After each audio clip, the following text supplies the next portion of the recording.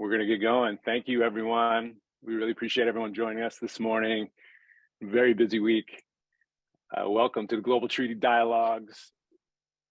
This is our 9th session, INC-2 Navigator. We've been running these forums since March of 2021. So we're really excited to be deep in the INC process. And we're going to be doing these specific INC Navigators before each INC, and then we're also going to be doing an INC digest after each INC. So excited to dive in. If everybody could, if possible, rename yourself in the upper right-hand corner in the 3 dots. You can just click and rename yourself so we know what organization that you all are with. We would really appreciate it.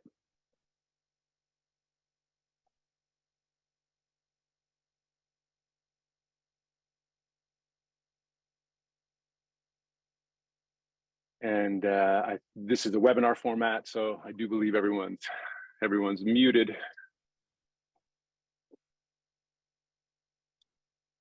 Next slide, please.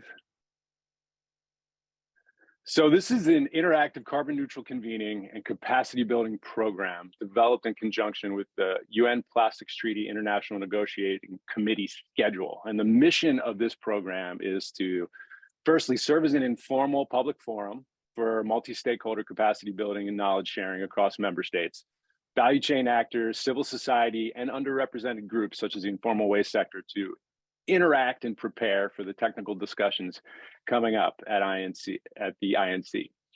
It's also designed to promote science and innovation and an infusion of data into the UN Plastics Treaty process and to report on the UN Plastics Treaty evolution throughout the INC process.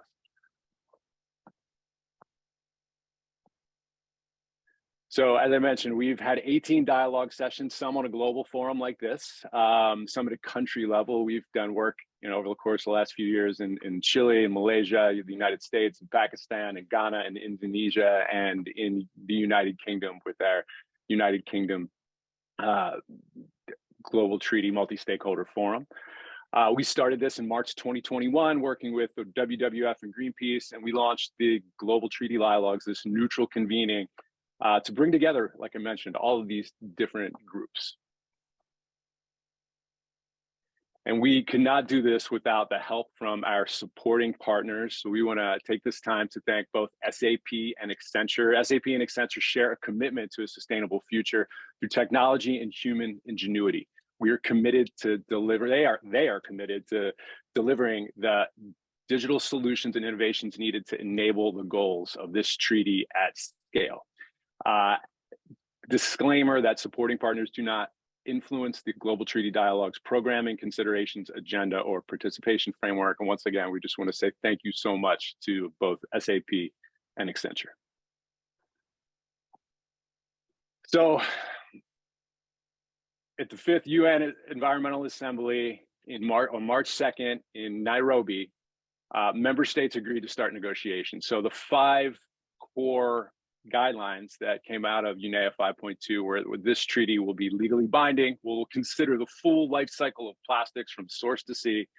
It'll promote sustainable production of plastics, acknowledge plastics' potential risk to human health, and recognize the role of waste pickers and the informal workers in solving the plastics crisis. And we always just want to ground on those 5 pillars.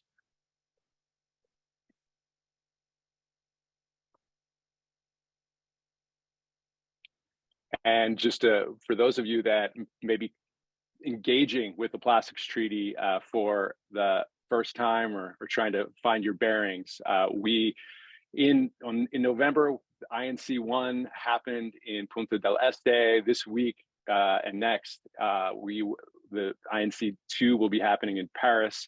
November 13th, INC-3 will happen in Kenya. In early 2024, and in April, INC-4 will be in Canada. In October, November 2024, INC-5 will be in the Republic of Korea. And then the Conference of Plenipotentiary is scheduled for mid-2025. And at this point, we'll either be in Ecuador, Peru, Rwanda, or Senegal. That information will be coming later. But this is the roadmap for the meetings that will lead to a global plastics treaty. And when we think about bringing all sides to the plastics crisis to the table, I mean, we're talking about research and academia, civil society, waste management, the informal waste sector, the ESG, sort of the intersection with the finance sector, small and local businesses, consumer goods, petrochemical companies, agriculture companies, manufacturers and producers. There's different,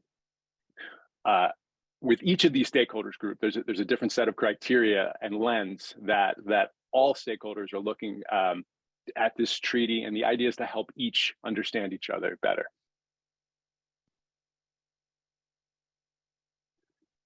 And I'm very excited and honored to introduce Brenda Kukuk, the program manager at the Secretariat of the International Negotiation Committee for UNEP, to give our opening remarks.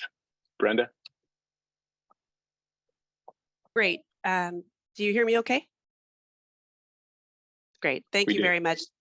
And to the OPLN for inviting us today to provide some opening remarks. I am speaking for Jyoti Mathur-Philip, who unfortunately wasn't able to make it today.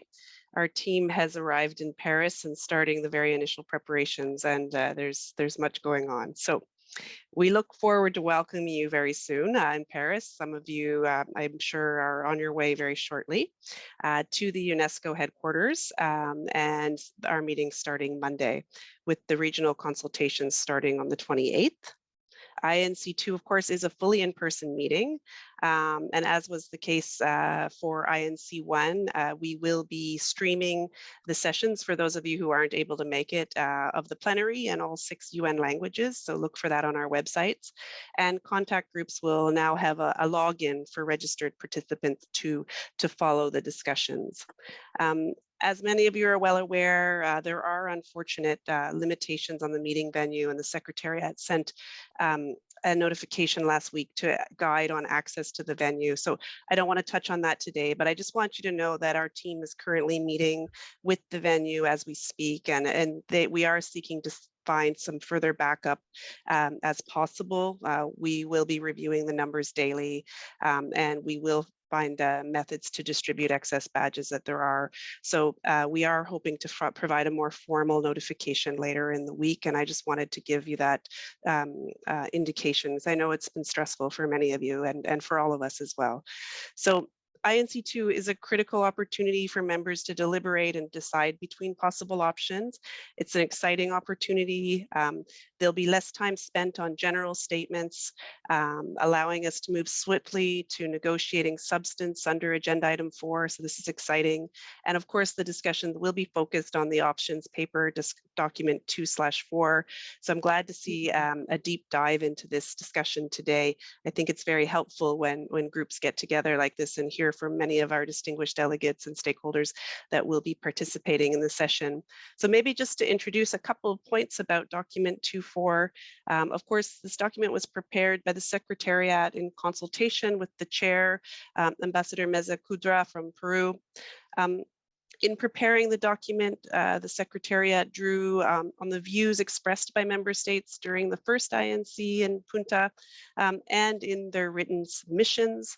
So in total, there were 67 submissions received from member states and groups of member states. So this represented 106 submissions, and another 176 submissions were received from stakeholders and stakeholder groups. So these are all available on our website, and they provide a wealth of information and many, many different ideas and lots of creativity also inserted into the process. So I think that's well appreciated.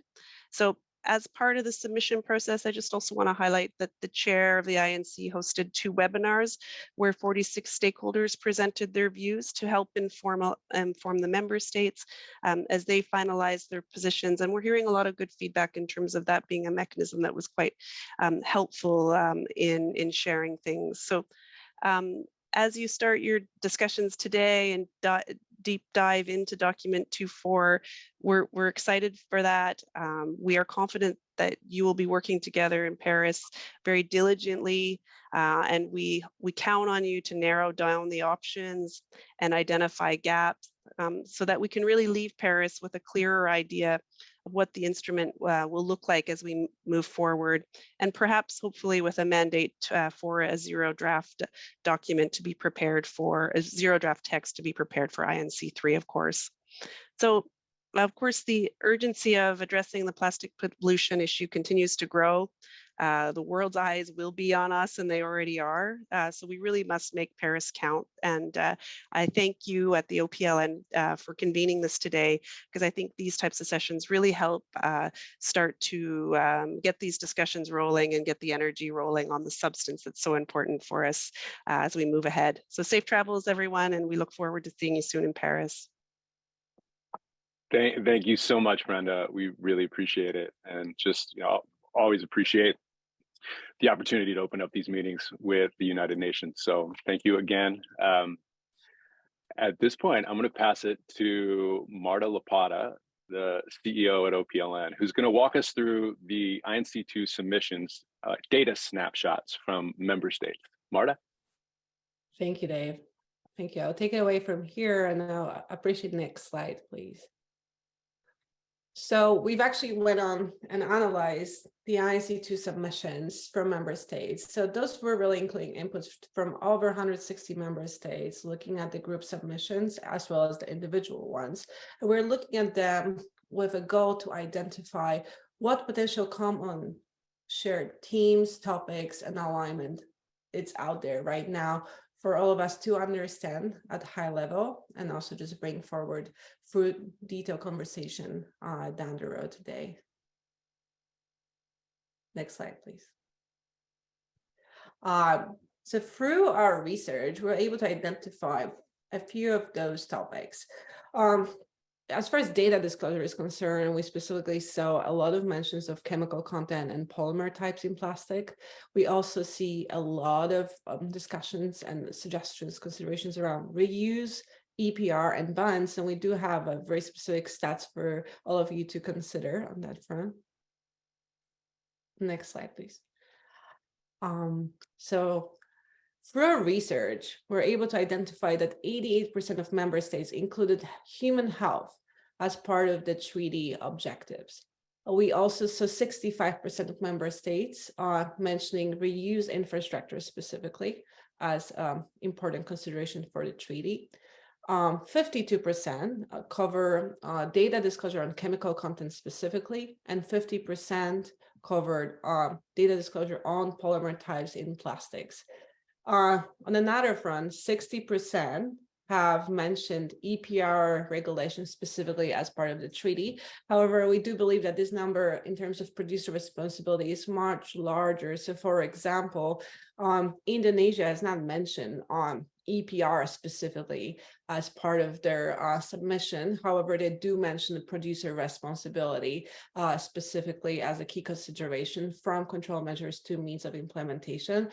So we do believe that this number is higher than 60% if that term is not kept as a square indicator. We also see 83% of member states mentioning specifically bans and restrictions.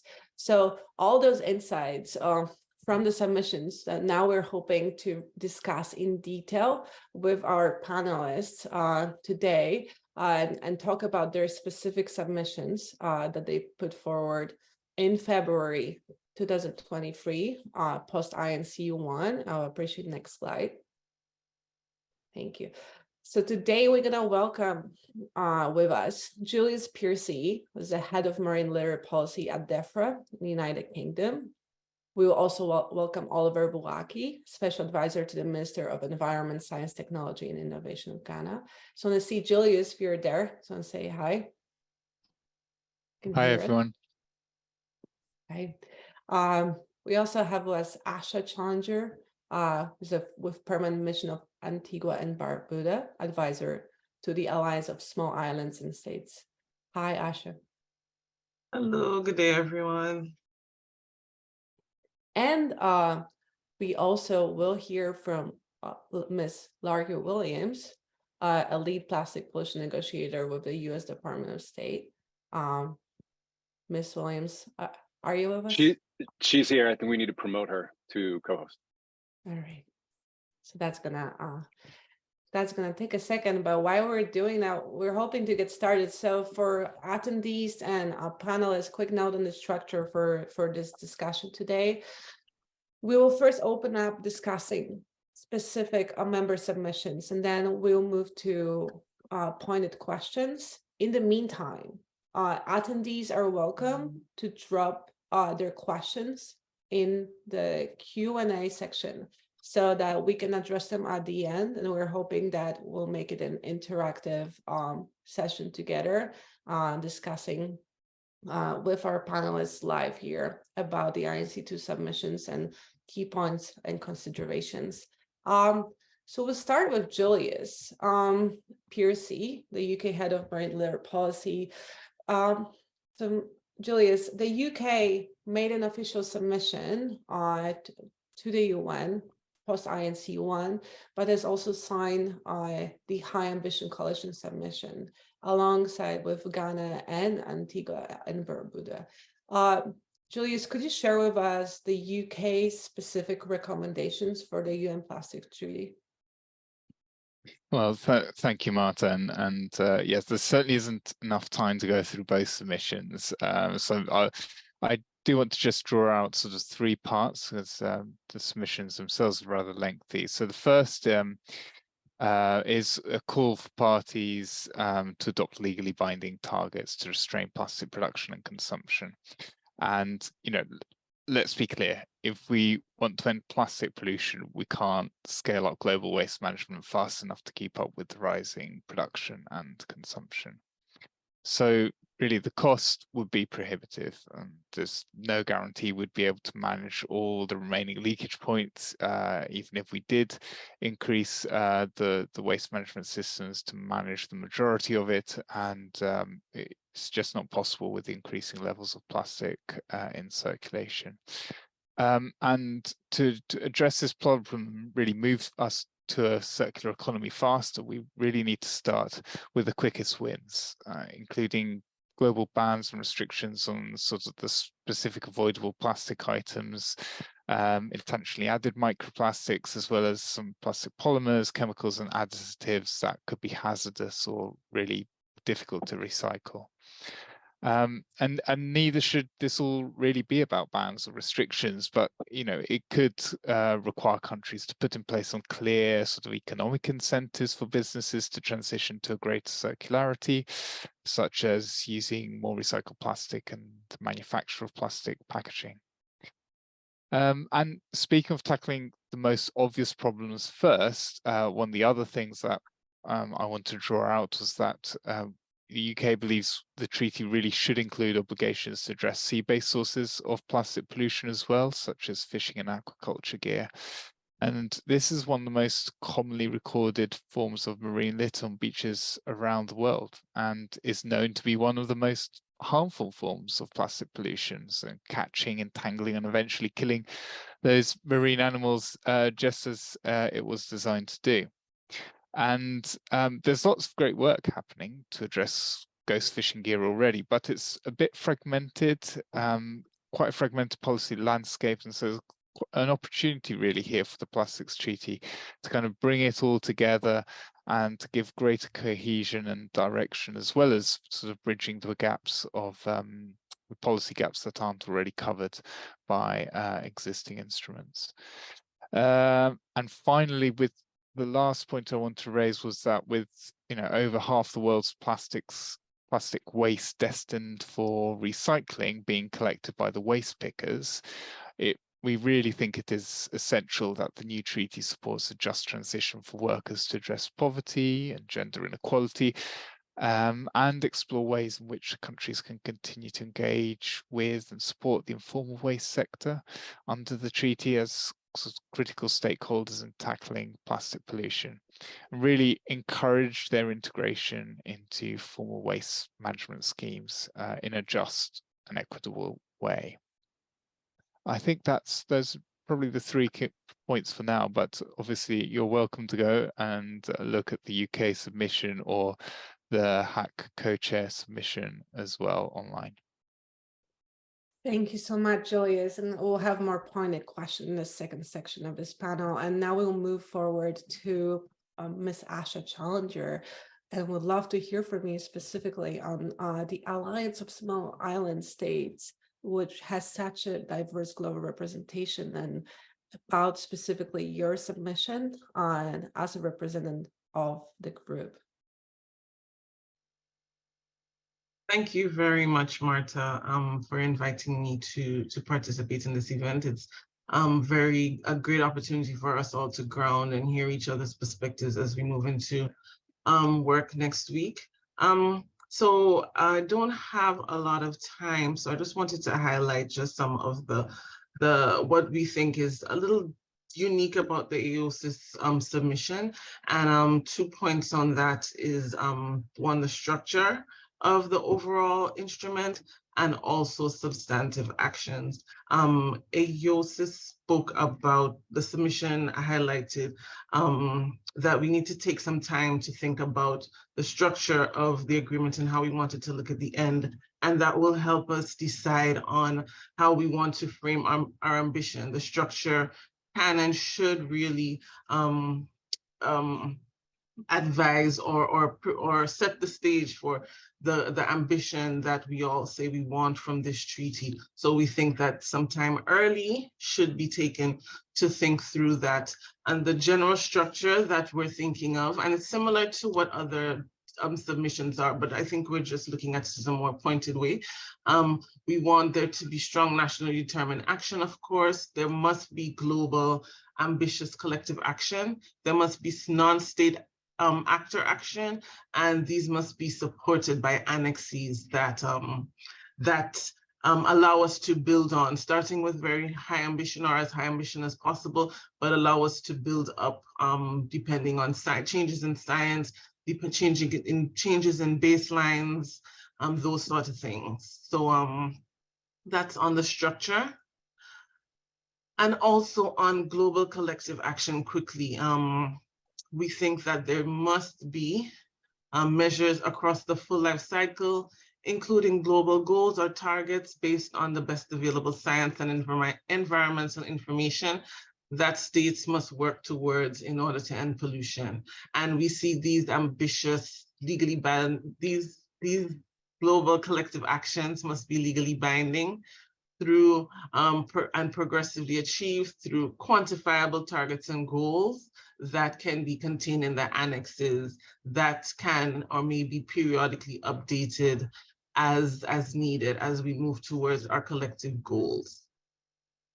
Yes, so I think those are, as similar to what Julia said, it's quite a substantive submission, and I would really suggest delegations look at it, but I just wanted to point out those two areas that we think are sort of unique to the AOSIS position. Of course, means of implementation as usual is something that's very important to developing countries and SIDS, and of course must be new, adequate, and predictable. And we definitely look forward to starting discussions on those as soon as possible. Thank you.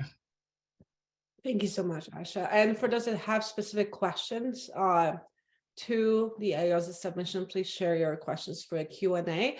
I will now move forward to Ms. Williams, representing the U.S. State Department. Hi, everyone. I wasn't sure how to do the background. Hopefully you can see me well. Yeah, we can see you well. Yeah, absolutely. And we'll move. I'm a little envious of that beautiful blue background. I want to be in the sea as well. But it's a pleasure to be with everyone. We can take care of that. We can find a way. But in the meantime, I'd love to hear from you specifically about the U.S. priorities in the context of the Plastics Treaty. Perfect. And happy to share. So, I mean, fundamentally, the United States thinks it's incredibly meaningful to address plastic pollution. And we were looking forward to working together with countries, with stakeholders, with everybody else in between to really develop and support our shared objective, which is ultimately, you know, we all want to end plastic pollution. We recognize that we need to strengthen existing systems and we need to incorporate science-backed and effective solutions that are going to eliminate the leakage of plastic into the environment and increase our circularity of plastic. I mean, these are just fundamental to how we need to proceed. We recognize that cities and states in the United States are already taking much of this action. They're piloting solutions.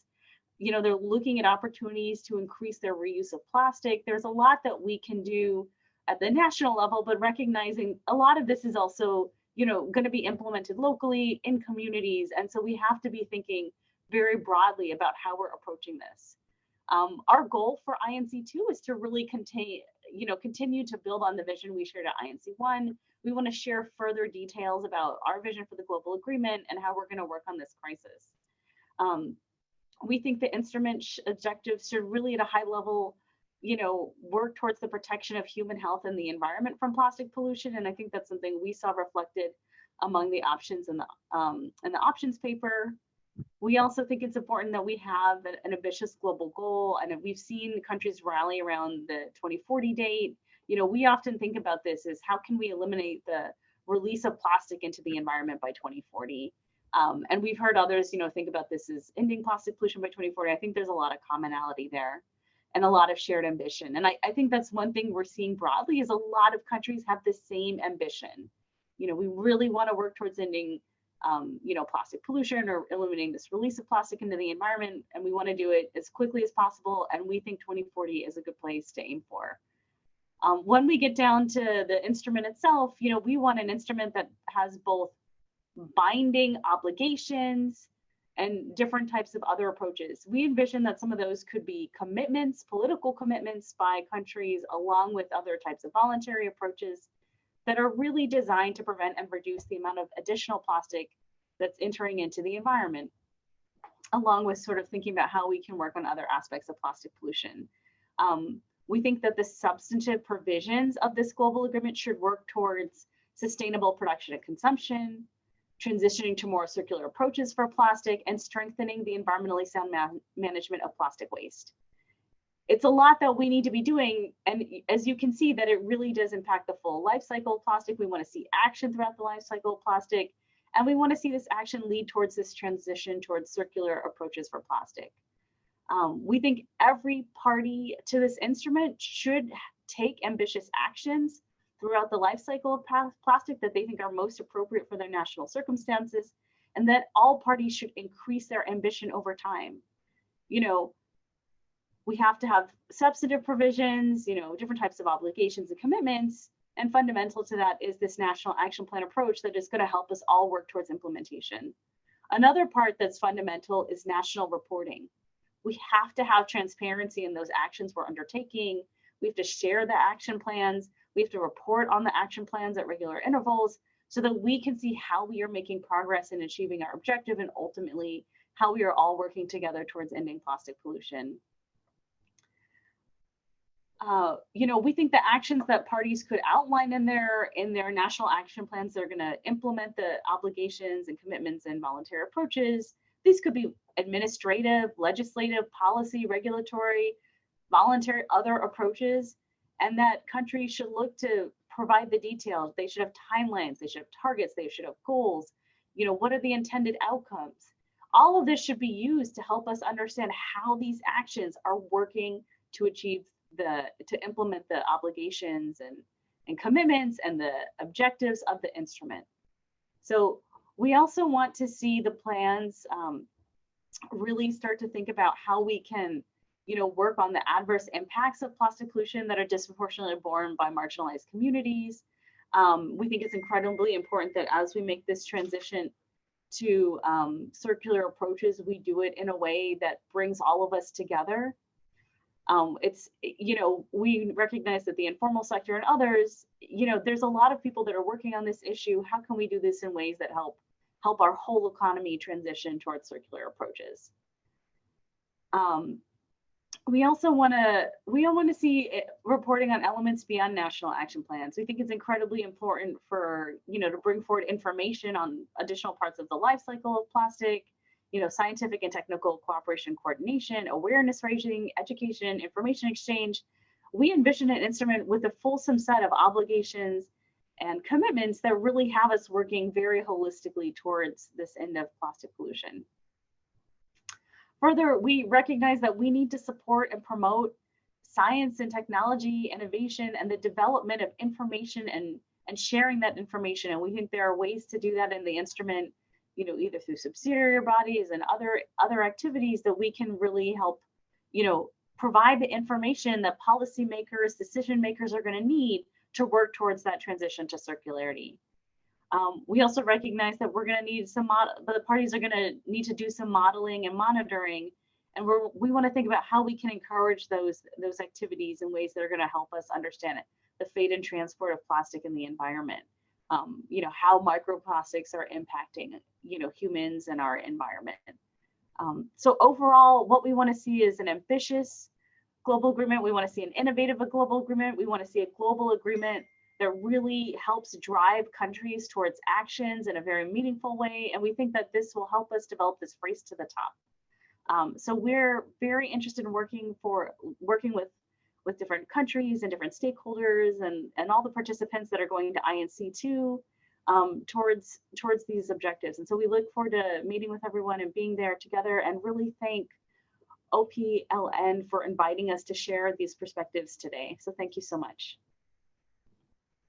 Thank you so much, Ms. Williams. And now we're going to move on to our next speaker today, who's Oliver Buaki. Oliver, can you hear us? Yes, I can hear you. Wonderful. Okay. Right. Well, Oliver, so as the lead negotiator for Ghana and also chair of the African group, you've contributed to 2 INC submissions in February. Can you tell us more about kind of the highlights of these submissions, things that we should know about today from your perspective? Well, thank you very much, Martha. Yes, as you rightly said, I am looking at events from two lenses or 2 angles. The first one, of course, is the Africa regional lens, and then the second has to do with the Ghana lens. Now, for the most part, the Africa region is in a lot of agreement with the options that are listed in the options paper that was submitted by the Secretariat. Basically, we believe that volumes of plastic production must be reduced, and we need to find ways to also reduce consumption of plastics. Number 2, we believe that toxic chemicals of concern must be eliminated from the system. And we accept the fact that it's not something that we can do the snap of our fingers. So it's going to take some time, and we believe we need to set targets, target dates in which these chemicals of concern will be eliminated. We are also in agreement with the fact that there has to be transparency throughout the life cycle of plastics. That means we need to have scientific basis for making decisions, determining what is toxic, what is problematic, and so on. And so the need for science to be the basis of the decisions we make is very, very important. There has to be very effective reporting throughout the life cycle. And we believe that if we are able to do this, it is going to help nations who do not have the technology and the know-how, and who usually end up with plastics being dumped in their environments for processing and all of that. They will be helped, and will also protect the lives and the health of their people. So, with regards to the core obligations and the control measures, I think the Africa region is very much in accord with most of what have been proposed by several member states. I think where we have the highest priority, though, is the means of implementation. Because as you all know, Africa and some of the other developing regions, even though we do not produce plastics, we end up being very large consumers. And as a result of that, the after effects of consumption, which is the waste and the pollution, both on the environment and on the health of our people, Africa and the other regions face the biggest brunt of those effects. And so the means of implementation happen to be areas where we have the most concern. And that is why Ghana has proposed this, what we call the Global Plastic Pollution Fee, as a means of raising sufficient resources to be able to provide facilities for every member country to be able to manage the waste that accumulates from the use of their products. And basically, this fee and how it is going to be used is based on, I would say, 6 pillars. The first has to do with what we call the pollution gap, which is the difference between the waste that is created from the use of plastics and the global ability to be able to manage that waste. As long as that gap exists, this treaty's ambitions or goals are not going to be met. And so we have to find a way to bridge this gap. And bridging that gap requires infrastructure, requires technology, and it requires capacity. And that is what we are saying. We need sufficient funds to be able to provide these for every country. That's number one. Number two, currently, a lot of those who are producing plastics, especially the polymer producers and the primary or virgin plastic producers, they are not being held to account at all in the current scheme of things. It's only those who operate in the middle segment or the midstream, the Coca-Colas, the Nestle's, those who are using the plastics to package their products, who have been called upon under the polluter pays principle to contribute towards the management of the waste. But those who are actually producing the polymers, which eventually end up as footprints all over the world, nobody has asked them to contribute anything. The second pillar says, let us extend the scope of the polluter pays principle so that these producers of polymers and plastics will be asked to also contribute. And when this is, this is based on the levy, based on the volumes of their production, when it is collected, it serves, in a pool that countries can then apply to get the funds to build the infrastructure and the services that are needed to manage the waste that is accumulated. So these are the 3 of the pillars at the top. And maybe in the course of the discussions, we can talk about the other pillars to make it more practical, so that in effect, what we are doing is coming up with a scheme that resembles a global version of the national EPR schemes that we are all accustomed to as of now. Thank you so much, Oliver. Now we're going to move towards our more pointed questions in our second section. And the first person will move forward on that front will be Ms. Larka Williams. I will be addressing specifically the topic of reuse. Larka, just making sure you can hear us. I can, yeah.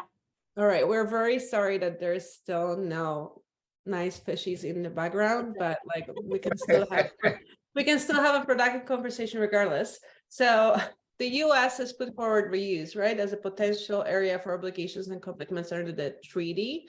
We're wondering if you can tell us a little bit more about why reuse is so important to the US government, and also what impact do you see this can have, on the global economy? Yeah, I mean, I think for the United States, I think it's not just reuse, although reuse should feature prominently in our substantive provisions. And I say provisions specifically, which could include, binding obligations or commitments or other approaches, because I think the devil's always going to be in the details. We need to see the details before we sort of going to bind ourselves to something. That said, we absolutely want to see a whole host of activities related to enhancing the circularity of plastic. I think reuse has to feature prominently. We want to find ways to promote that with countries, to elevate that so that countries look to that as a solution. And we think that needs to be complemented further down the chain. So when a country has done its reuse and the product is at its end of reuse life, how can it be recycled?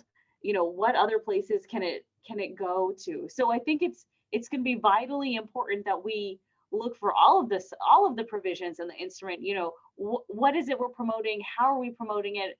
How can we promote it in ways that give it an opportunity for countries to be as ambitious as possible? We don't want to lock ourselves into a set of solutions now. We don't want to lock ourselves into a set of technologies now. And what we want to do is we want to find ways to foster that maximum ambition. And we think that a good way to do that is to give the countries leeways to sort of implement this in their own way, to look, what makes sense for reuse in my country? How can we pursue that in different avenues? So we absolutely think reuse is vital to this instrument. And that is one of the key components as we look towards plastic circularity. Thank you. Thank you so much. And I am sorry, I have to drop now, but we really appreciate the invitation. I have to go, but thank you so much. Thank you so much, Lecker. And coming to our next question, and after that, I will address all the Q&A that we have going, is Julius. And here he is in the spotlight. It happened before I said it, and so that's interesting. However, so Julius, so we want to specifically ask you a little bit more about the comments on the need for a harmonized regulatory framework for design and labeling of polymers and products. If you can tell us a little bit more on why is that a priority in protecting human and environmental health and building the circular economy that we need. Yeah, well, I think in essence, what you're sort of asking is about harmonized design criteria. And the great thing about this topic is it makes my job a bit easier.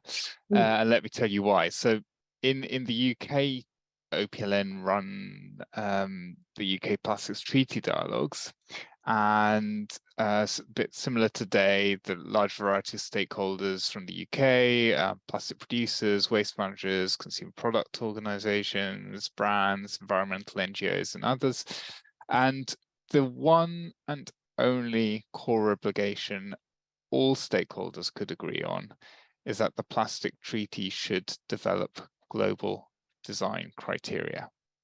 So we think that evidence should inform sort of the harmonized regulatory framework to make sure that the polymers and plastic products are appropriately labeled and designed to be durable, reusable, recyclable, and safe. And actually, if you have a look at the Business Coalition vision statement, this suggests, first of all, that it can be done right now. In fact, the scientific evidence shows that sort of a circular economy solutions, if they're applied at scale, can sort of reduce the annual volumes of plastic pollution by around 80% by 2040. And the design of products and systems for these purposes really makes sense for business. It makes sense for governments. It makes sense also for the formal and informal waste sectors, as these measures can scale up and really drive the progress towards greater circularity. And it makes sense then for protecting the environment and human health. Yeah, thank you so much, Julius. And yeah, we're currently finalizing the report from our second session of stakeholder meetings in the UK, which took place ahead of INC-2. So stay tuned for that coming up in the upcoming weeks. Our next topic here we have is, and we're specifically looking at covering different areas and different considerations from all of you, and having those pointed questions in regards to your submissions. Asha, we wanted to ask you specifically, I just want to check in if Asha is here, can hear us. Great, okay, wonderful. Specifically about the recommendation on the scientific mechanism, we found very interesting, and you've already mentioned quite a bit about it, but we wanted to take a little bit more time to talk about the specific means of implementation you've mentioned, as in the scientific, technical, and economic panels. And in terms of the proposal for the treaty, if we can take a little bit more time here to just address that, it would be really helpful for everyone. And also Asha has shared a presentation on that topic and the means of implementation from the submissions that were presented. We're going to be sharing that presentation with the participants pending approval from you. So Asha, if you could, I will give it away. You can tell us a little more about that. Yes, thank you. I think your question had a few different, your question was pretty multifaceted. You asked about means of implementation. You also asked about the scientific, technical, and economic panel. I'll start with the scientific, technical, and economic panel. And I think in the proposal, we call it the STEP just for simplicity. But we all know that this process can be quite technical. We will need to ensure that the best available science is applied. And so we're seeing that there should be a body, a panel, a grouping assigned specifically to advise or to review some of the latest available science to ensure that decisions are being made in the most feasible way, to be honest. This is something that we see happening beyond the INC process. So the body is there is a decision to establish that we want some sort of panel. And then from the COP, we work on how that body is constituted. And of course, we always ask for geographic representation, gender representation, those sort of things. But and a wide range of experts. So economic experts to ensure that the trade aspects are fully reflected, scientists, of course, yes. So this is a panel that we think can inform decision making for the COP, and again, inform decision making in when we get to the COP. Next, you mentioned means of implementation. And again, this is something that is always a priority for SIDS, for developing countries and SIDS. And like I indicated before, a means of implementation must be new, additional, adequate, and predictable, with specific support provisions for SIDS, we're asking, and clear obligations on developed countries to provide and report on that support. And this is mirroring other aspects from other MEAs.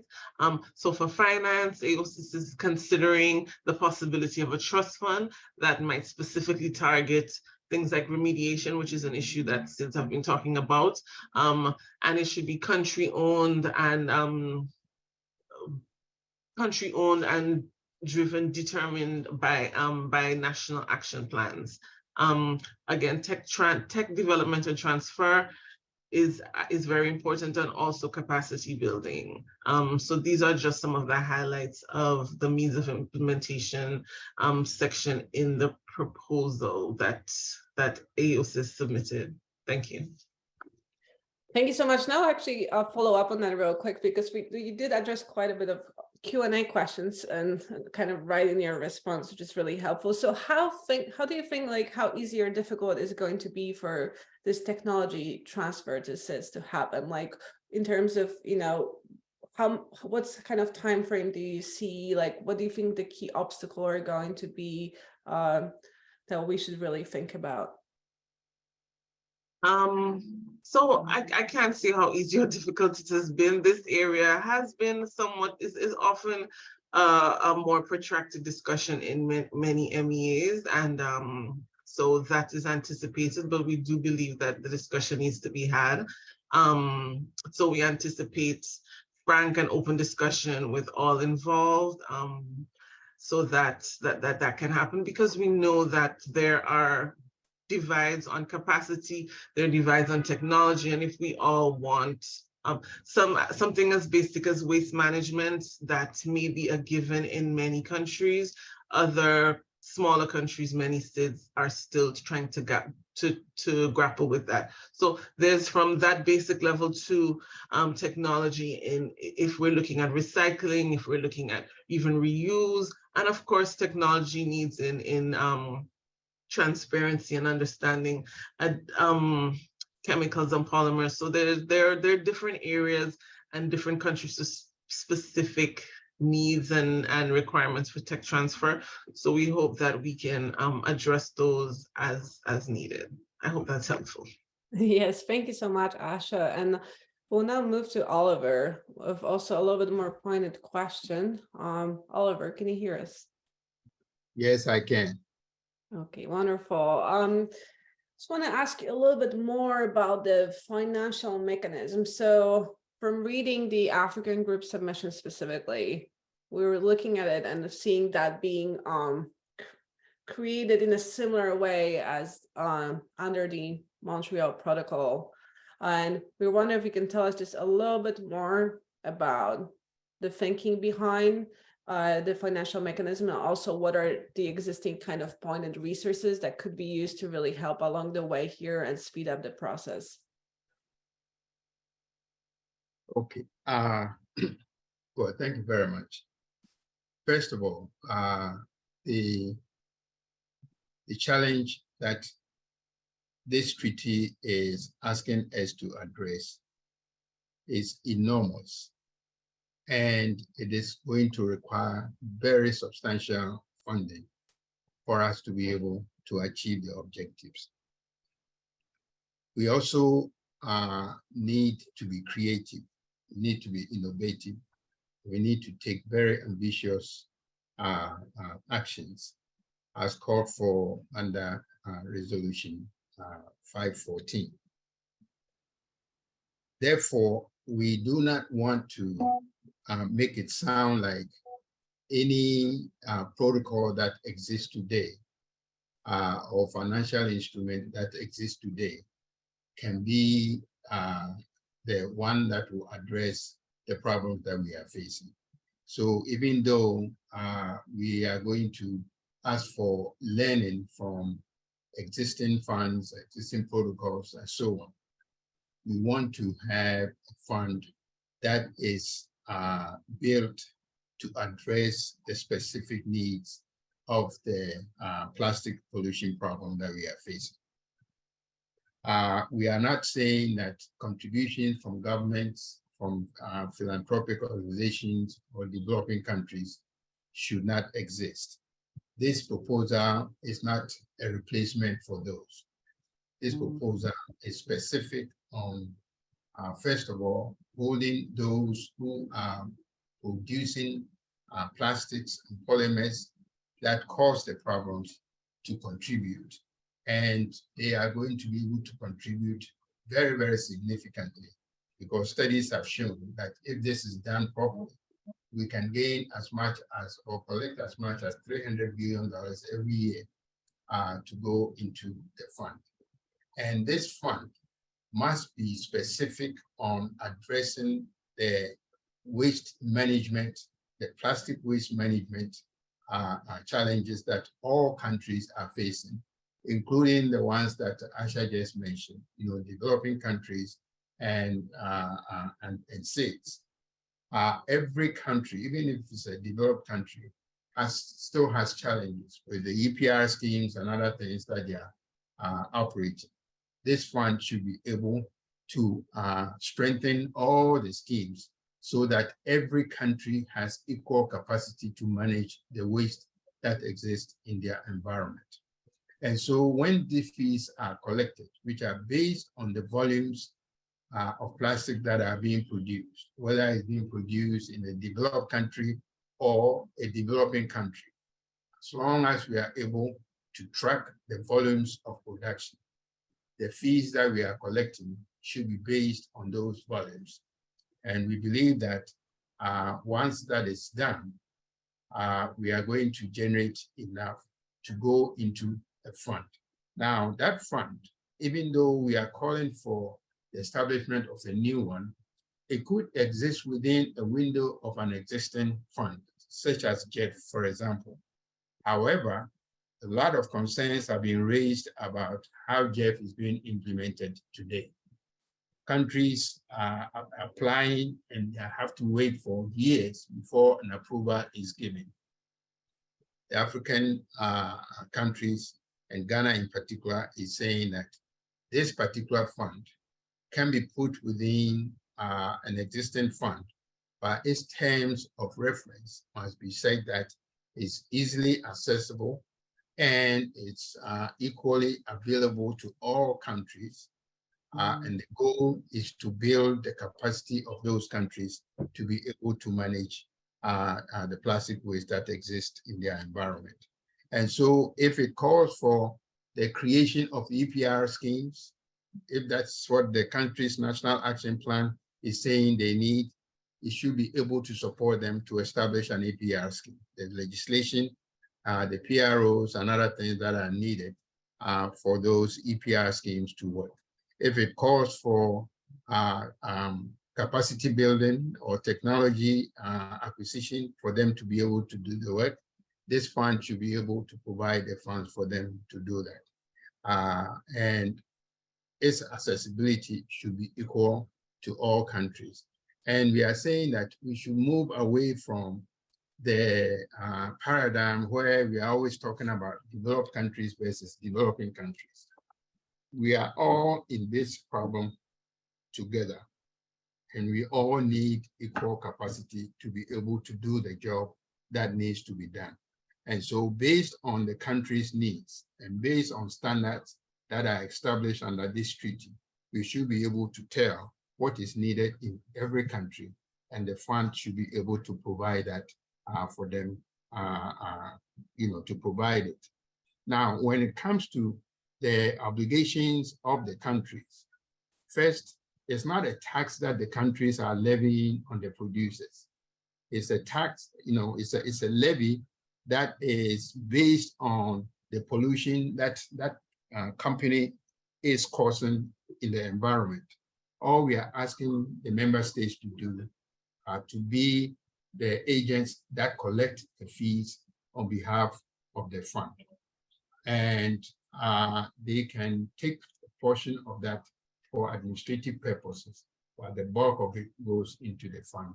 And the fund is going to be used to strengthen the global capacity for us to manage the plastic. So basically, these are the the peculiar issues that are associated with the global plastic pollution fee that Ghana has proposed.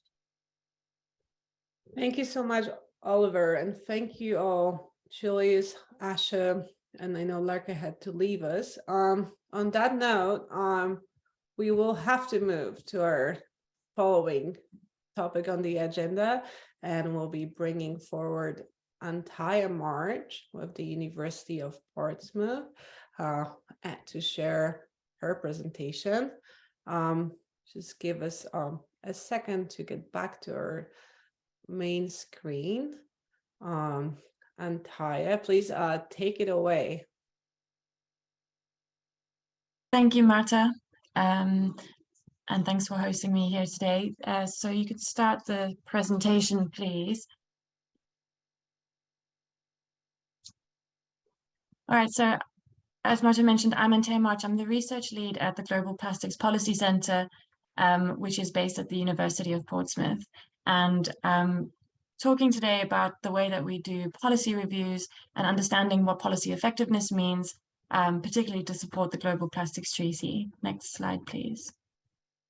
So really how we define policy, just for clarity, is any action taken by government, private businesses, charitable organizations, and interest groups in response to the plastic pollution problem.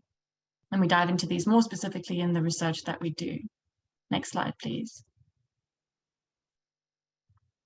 Really, the development of this policy center and trying to understand what policy effectiveness means is, as we've engaged in certain research reports in plastics policy space, or as major policy documents have been published, we realized that there's a real challenge in identifying what makes policy effective. What are the enablers and barriers of effective policy?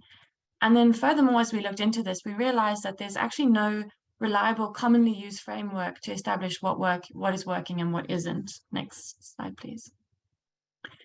So we set up an analytical framework to review policies based on existing evidence and data to understand their effectiveness. So this analytical framework works based on a time-limited search for each policy, where 3 hours is spent solely collecting evidence online about that policy. And that includes everything from peer-reviewed literature, government-published reports, through to news articles and videos that people have made to try and get more on-the-ground perspectives about policy too. The framework is made up of a set of reference statements, half which are based on the absolute performance of a policy. So looking at things as how effective was this policy at increasing consumer awareness? How effective was this policy at reducing plastic pollution or the production of plastics? How effective was this policy at impacting the movement of waste and things like that? Then we have the other half of the analytical framework, which looks at contributing factors in the design of policies. So was this policy sustainably financed? Is there a set of indicators to monitor the effects of the policy? What was the social burden, including health, economics, equity? Was there access to alternatives, etc., etc.? So as we go through, next slide, please. Each of these reference statements was scored, and using the existing evidence to justify why that reference statement was given that score. Next slide, please. But often what we were finding is that for most of the reference statements in some policies, there was just very little evidence. We couldn't meaningfully say something about that reference statement. Next slide, please. So we determined a strength of evidence for each policy as a whole to, one, increase transparency about our findings. And when we say a policy is effective to this degree, that we're clear that it's perhaps on a limited evidence base. And it also defines a level of confidence from us in the findings of that policy. So this can vary from there's no evidence at all and we can't come to a reasonable conclusion about this policy, or there's limited evidence where it may have the effect that we've determined, but there could be shortcomings in here due to inconsistent or evidence that's not contextually relevant, right through to a very strong evidence base, which is high quality, large in size, consistent, and contextually relevant, which means we're also very confident in this finding. Next slide, please. So at the end of the analytical framework, each policy is scored on its ability to meet its own objectives. And then separately, a composite of all the other reference statements is to what extent has this policy actually been effective at reducing plastic pollution. And what we were finding is the reason we had to split this out is these were two very different things, where sometimes policies were meeting their objectives, but not necessarily being highly effective at reducing plastic pollution. Next slide, please. We recognize the limitations of this approach, and we are trying to overcome these all the time as we're constantly changing this analytical framework. Our pilot study was on 100 policies. We've since done 150, and we're constantly reworking this and increasing the policies that we're reviewing. So we recognize that it is based on publicly, just back one quickly, please. It is based on open access evidence. There are varying languages that are used in policy, and that there are complex interactions that exist between policies. Next slide, please. So this is just an example of us looking at some of the groupings of policies. So I think this is plastic bag bans, for example, where we created a matrix to identify scores, and the green means it's performed well in that area, and red means it's performed poorly in that area. And what we started to notice is the white is where there is no evidence, and this persistent these persistent evidence gaps became more and more prolific, where, next slide please, some of the next slide, thank you, some of the policy groupings looked more like this, where we really couldn't even identify what are consistent enablers and barriers in this type of policy, because there simply wasn't enough evidence to evaluate. Next slide, please. So this became one of our key findings, which was really not what we were aiming for, but really important, is that there's this overwhelming lack of monitoring and evaluation that exists in the plastics policy landscape. And what are we implementing policies based on if we don't even know what's working and what isn't? So as you can see, this is just from the pilot that we initially did. Of the 100 policies, 34 of them had insufficient evidence to even come to a reasonable conclusion. 23 had a limited evidence base, and only 18 policies had a strong enough evidence base that we were incredibly confident in the findings and that there was a high volume of evidence that existed for it.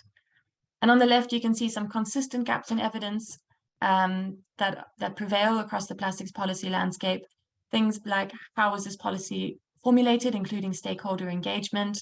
What is the long-term financing arrangements and the costs of implementation? What is the social burden, and how does this impact people, including in economics and health? Next slide, please. So beyond those gaps, we are able to identify things like enablers and barriers of certain policy types based on the number that we have of that area with strong evidence bases. And this is just an example of a parendogram where we start to identify what are the trends between different policy areas and specific enablers. We look at patterns at the regional level. For example, we're doing a deep dive into Southeast Asia at the moment. We look at key evidence gaps that sometimes persist within certain countries or in certain regions or certain policy areas, and see how we as research institutions might fill those gaps or support filling those gaps. And then we also look at how policy design specifically influences the outcomes that we're seeing. Next slide, please. So we set up everything onto an online platform, which is open access. And the idea of this is to make it accessible to the wider public and the research community, businesses and policymakers. Next slide, please. Where you can view policies by location. Next slide, please. Or through an inventory that we have that is coded and searchable, filterable, to really understand what's working and what's not. And we're always updating this as we go. Next slide, please. So for a specific policy, we show how it performed overall, what the strength of evidence is, and some key findings. Next slide, please. And we like to be very transparent, is that we are open to further evidence, and that if people notice that we may have misinterpreted something, we're always happy to re-review a policy based on new evidence. Next slide, please. So we're supporting the Plastics Treaty by continuously updating these findings. We're doing targeted policy analysis for member countries. We're planning readiness assessments to understand what an existing policy landscape looks like and how it might fit in line with the outcomes of the treaty. And at the moment, we're doing evidence-based policy brief on hot topics that are coming out of the negotiations. Next slide, please. You can skip that slide. So the latest one that we've had is reviewing the effectiveness of national action plans. And we've published this today, policy brief on this. So you can read in more detail how we've done this, but essentially what we found is that national action plans tend to be ineffective in their current uncoordinated, unmonitored and non-binding form, yet they're still on the table for inclusion in the treaty because of their relevance and their recognition of national contexts. Next slide, please. So I'm aware I'm running out of time. So we identify 6 key enablers for these national action plans, should they be adopted as an approach in this treaty, that really need to be revised for them to be effective. And this includes them being legally binding, having stringent compliant measures to ensure that commitments within the national action plans are met. There needs to be robust monitoring, evaluation of data and sharing of data. They should be revised regularly with a set timeline to account for new knowledge. And they should be supported by technical and financial assistance through a dedicated fund. And lastly, there should be national targets and implementation measures aligned with those of the treaty. So feel free to get in touch if you'd like this sent to you, and it is available on the slides. Thank you very much. Just a whirlwind tour of what we're doing to support the process at the moment. Thank you so much, Antai. We really appreciate it. And if anyone has questions, you can actually, through the Q&A feature, ask Antai direct questions. We are a little behind time, so we got to keep moving. We really, really appreciate it. And at this time, I'm honored to introduce Mr. Charles Goddard, who's joining us from Hong Kong very late at night. We appreciate that, Charles, from The Economist, who's going to walk us through some highlights from their peak plastics report. So thank you so much, Charles, and just so grateful to have you. Good evening from Hong Kong. Thank you, David, and thank you for inviting us. I'll try and be as equally brief as the last presentation. Our thinking here was that as we head into INC-2, it seems sort of apt, if you could bring up the slides, David, it seemed rather apt to revisit a report, Peak Plastics, Bending the Consumption Curve, that we released as part of our Back to Blue program with the Nippon Foundation just 3 months ago to help treaty stakeholders understand the scale of the ambition that was needed really to stem plastic use. And in the interest of time, I'm just going to jump straight to slide 3 if we can. So skip over the next 2 slides. Over this one and skip over the next one. Yeah, over this and stay there, please. Thanks.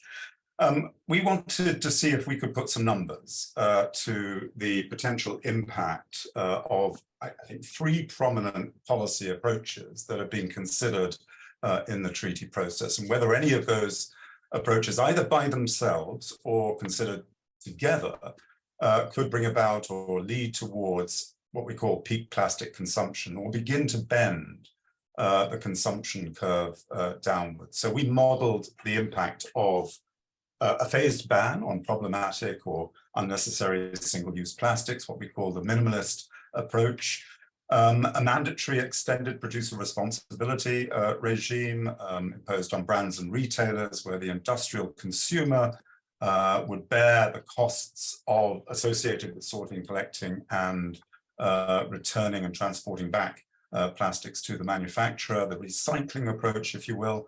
And then lastly, an environmental tax on the production of virgin plastic, on polymers and resins. So that was designed essentially to redistribute the cost of negative environmental externalities back to the polluters, onto the polluters, a polluter pays principle, essentially.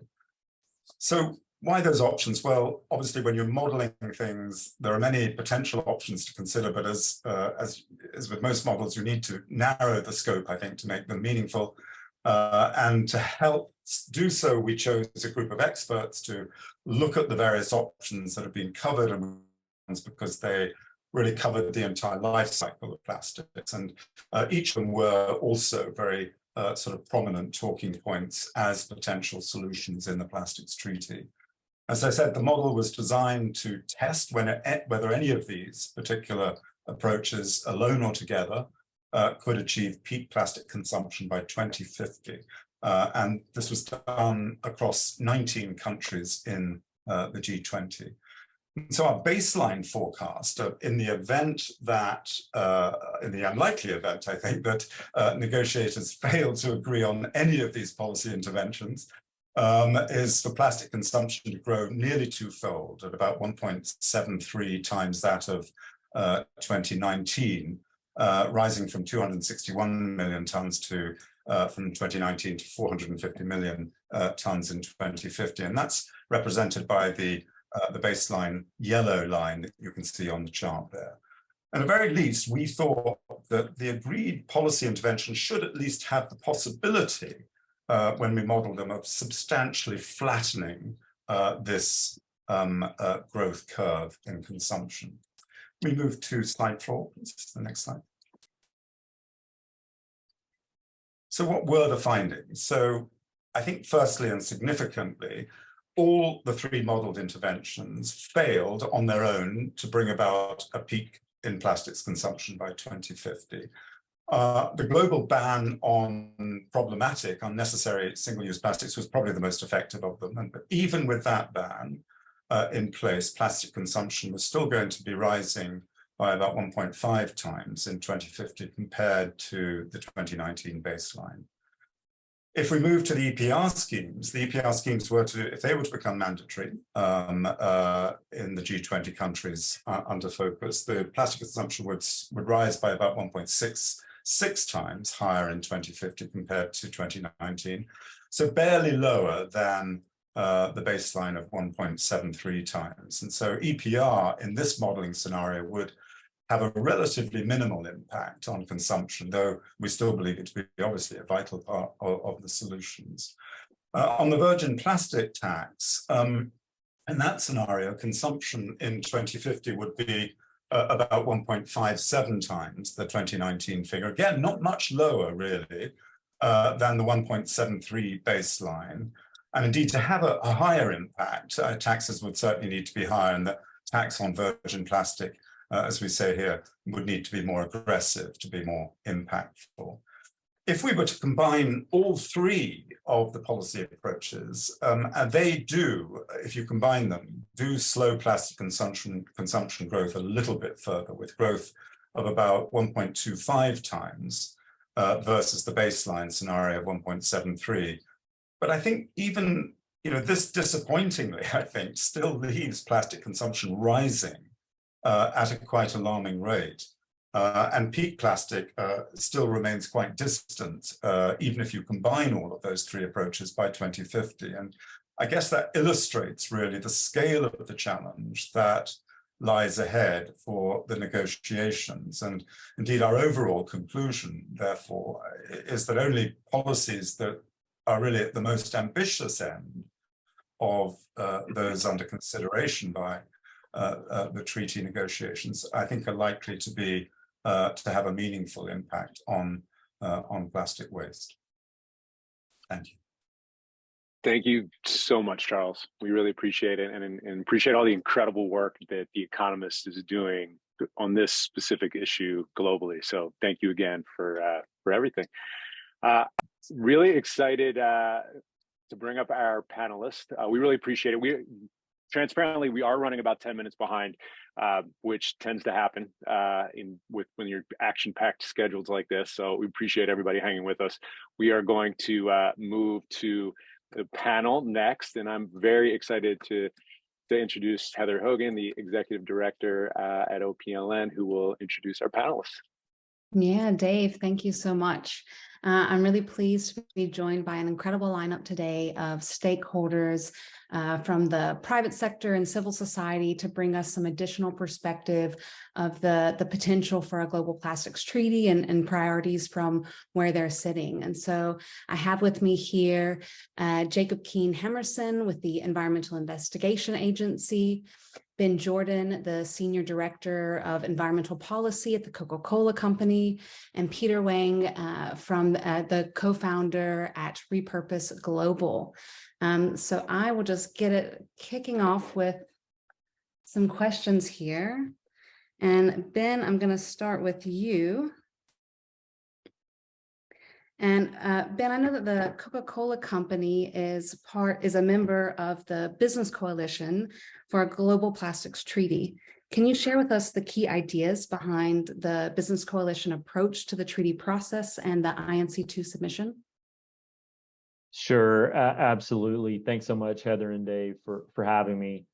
So I work at the Coca-Cola Company, where for the last 5 years, we've been working to implement our World Without Waste program, which is our overall approach to circular economy for all of our packaging, with a key focus around PET plastic packaging and the issues around plastic pollution.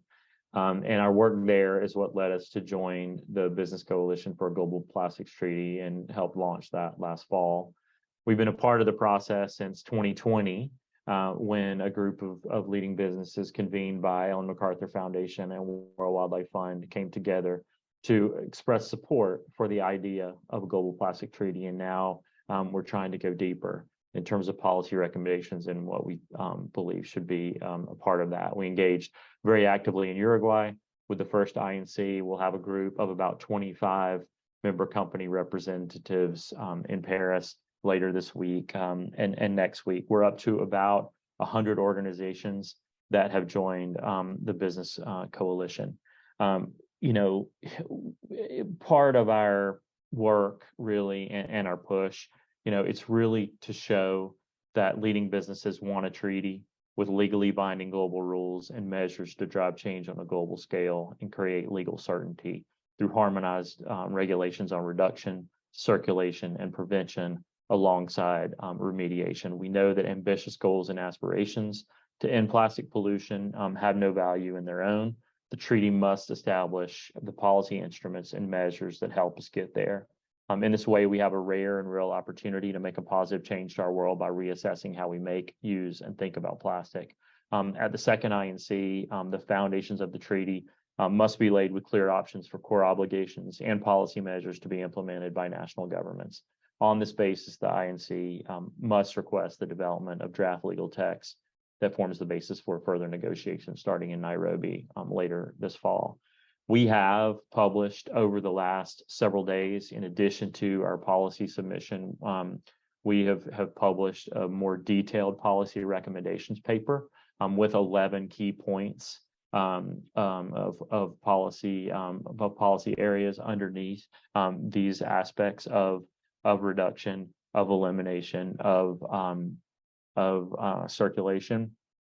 We have done a bit of a gap analysis, if you will, against the UNEP options paper. And so in that policy recommendations paper, we go through each of the 11 points, including some cross-cutting areas like finance.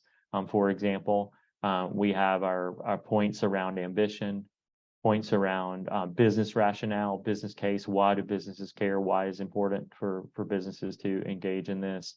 And then sort of a linkage to what's in the option paper and where we feel like that can be strengthened. So I would just know we're short on time, so I would point people to the link that Dave just put into the chat. Thank you, Dave.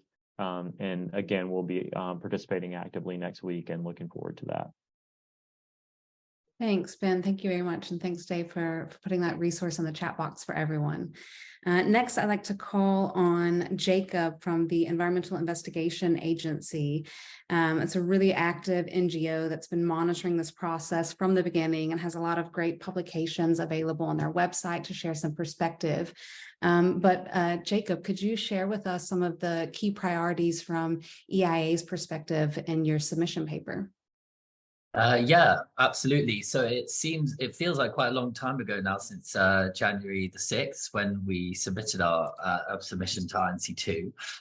But what EIA's submission really articulated what we believe are the bare minimum for the control measures, core obligations, and the other implementation measures and means of implementation for the instrument to be effective. So we did cram a lot in there in terms of the overall submission, but I've just in the time I have now put out some highlights. So firstly, our submission included control measures and core obligations across the full life cycle, but very crucially, we believe measures to achieve sustainable production and consumption of plastics will be necessary. And we heard from Julius earlier during the member state discussion that we simply wouldn't be able to scale up or waste manage our way out of this crisis. So we really believe that the treaty should include a framework to both ban the most problematic and hazardous polymers, but also restrict and phase down those polymers that we choose to keep in the economy to bring ourselves to within the sustainable limits for the production of plastics. So we also articulated measures right across the life cycle, from safe and sustainable product design, environmentally sound management of waste, the need for remediation of plastic in the environment, which is a very priority issue for a number of states, particularly the smaller and developing states, And but I think what crucially is we think all of these should be underpinned by the reporting requirements across the full life cycle to generate the necessary information to make evidence-based decisions for the COP to be able to make those decisions, provided with as much evidence as possible. We also highlighted the need for transparency in terms of chemical composition of plastic polymers and products, and the need for dedicated programs of work to create the kind of comprehensive strategies for reducing plastic releases from, not just the packaging sector. It's like fishing gear, agricultural plastics are also key industrial sectors that we would need to look at how we can address plastic releases from those areas. And I'm not sure how much time I have left for my intervention, but I will also just highlight measures for national reporting and global monitoring are also really essential elements to a new instrument to generate the information that we need. And finally, on the means of implementation, EIA's submission articulated what we believe the need for a dedicated fund to support the implementation of the agreement. And we think this would be crucial to providing that stable and predictable financing that is needed by countries to implement these new obligations under the agreement and truly end plastic pollution.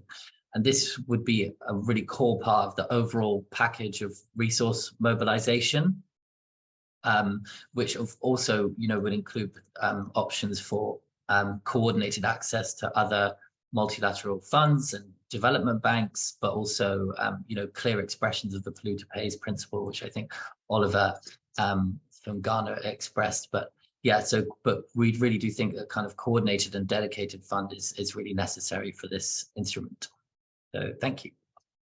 Yeah, Jacob, thank you. I was really happy to hear you talk about remediation of legacy pollution. I think that's a really important topic, as well as evidence-based decision-making and how do we implement that and embed it within the treaty process. So thank you very much. And just a quick reminder to all of the participants, you can drop questions for the panelists in the Q&A. And just a reminder to the panelists, if you can, take a look when you're not speaking at the Q&A, and if anything's coming to you, you can respond directly. But nextly, Peter from Repurpose, really happy to ask you about, I know you guys have been coordinating a group of leading global innovators to establish the Innovation Alliance for a Global Plastics Treaty. Can you tell us more about this alliance and why it's needed? Yes, definitely. And thanks so much, Heather and Dave and Marta, for having me. As a brief introduction, I'm Peter. I'm one of the co-founders and Chief Innovation Officer at Repurpose Global. And today we are an industry-leading plastic action platform dedicated to bring together brands, consumers, policymakers, and innovators to collectively combat the plastic pollution crisis. And we do that through essentially solutions across the entire circular economy value chain, where we work with hundreds of companies across the world to measure and reduce and balance their plastic footprint. So ahead of INC-2, Repurpose Global joined forces with the Ocean Cleanup to convene and launch the Innovation Alliance for a Global Plastics Treaty. The IGPT is now a cross-sector alliance of 80+ solution-oriented organizations that is laser-focused on advancing innovation and essentially serving as a crucial bridge between the vast plastic action entrepreneurship ecosystem and policymaking on a national and global level. So the idea for the Innovation Alliance was seeded during INC-1 in Uruguay, where we realized that Repurpose Global and the Ocean Cleanup were one of a handful, if not the only organizations of the circular economy innovation ecosystem who were actually able to make it to the negotiations. And it was clear to us from that moment that a plastics treaty process that does not actively involve the actual solutionists and innovators against plastic pollution will very much risk producing a piece of text that might sound promising on paper, but doesn't empower those who are actually doing the work on the ground.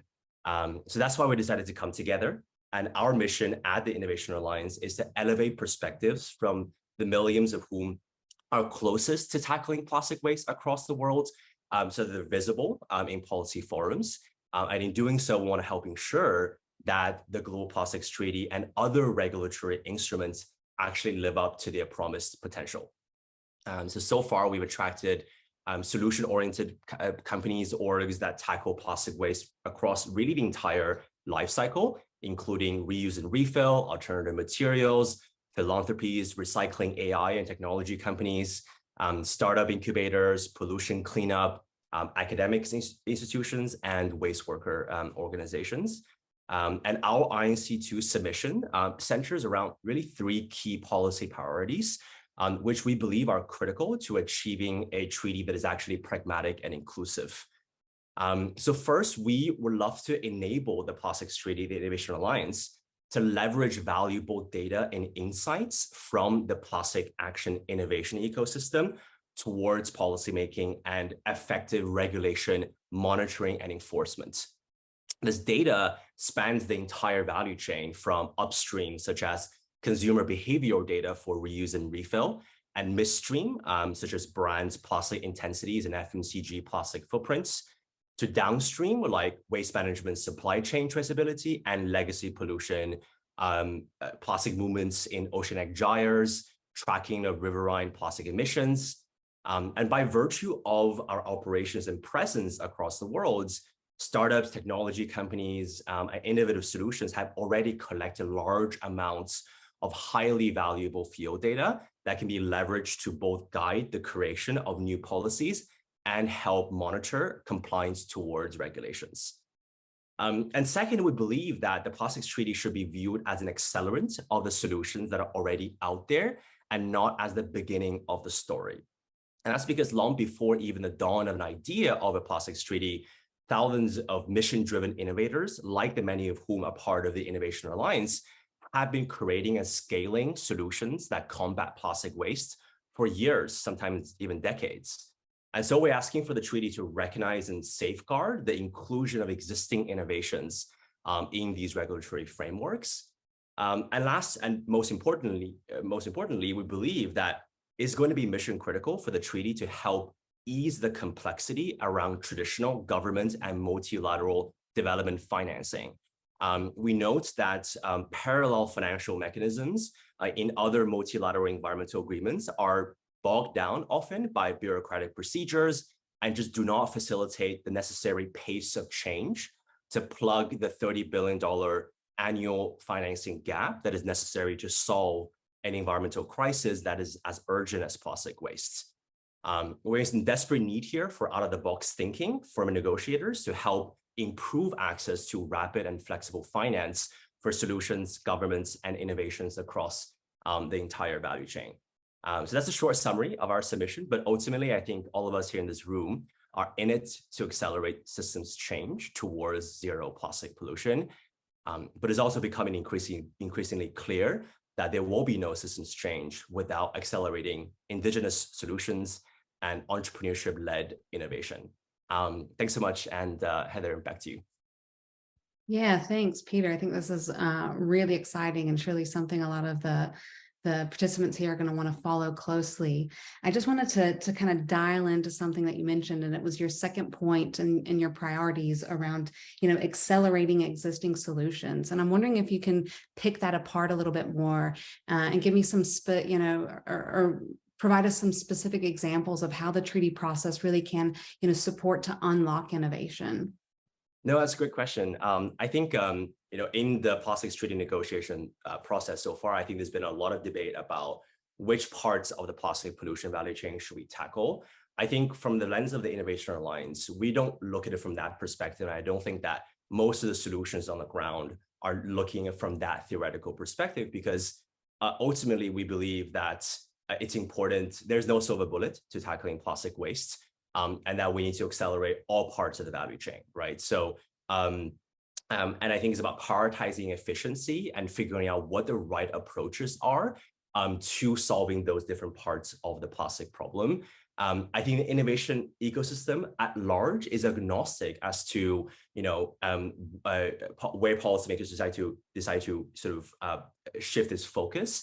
But I think given how connected the plastics problem really is, we want to urge folks to think about a new different dimension or a different axis of solving the plastic problem through entrepreneurship, through innovation.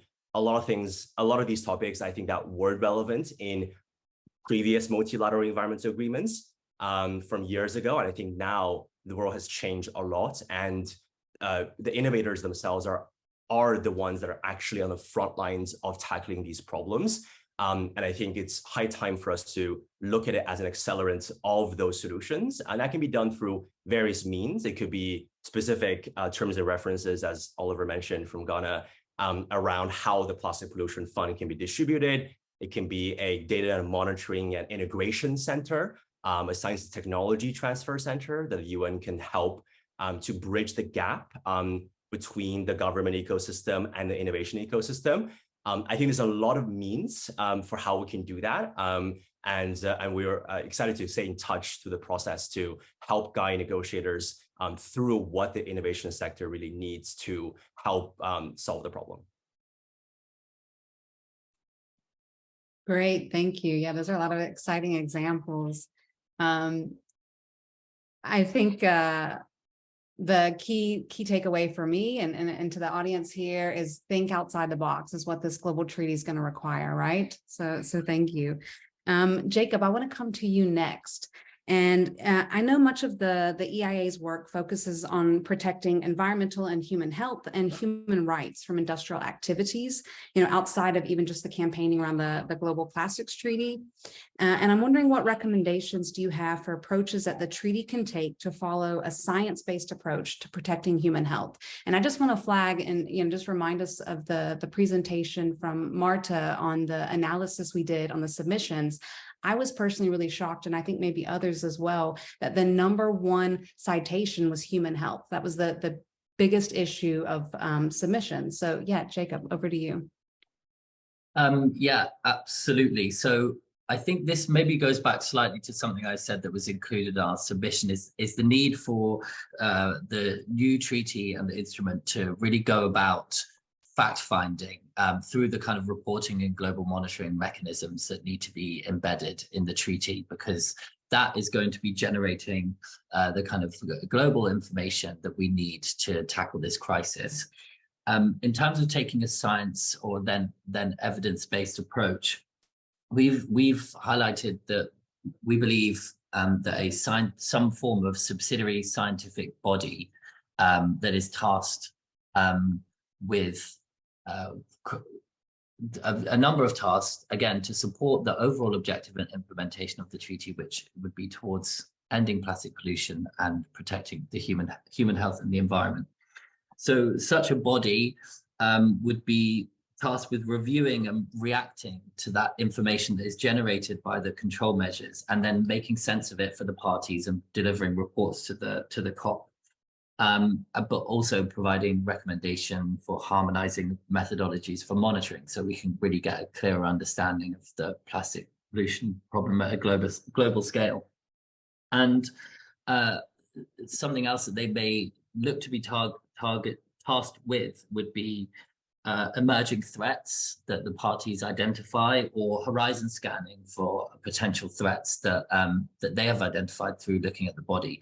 And I think there is a scientist coalition for an effective plastics treaty, and they are really calling for the importance of transparent, independent, and robust, repeatable science to be a real cornerstone of any scientific mechanism or input into the decision making. I think that's something that really would need to be embedded in the kind of terms of reference that are developed for such a body, in order to make sure that we're making evidence-based decisions on science that we know is kind of factual. And obviously I've used the term science. I think in the spirit of Resolution 514, that it's about the best efforts should also be made to make decisions based on the kind of traditional and indigenous knowledge and practices, in keeping with the resolution. But I use the kind of science and knowledge terminology there. But yeah, I would say I think it's very important that is a function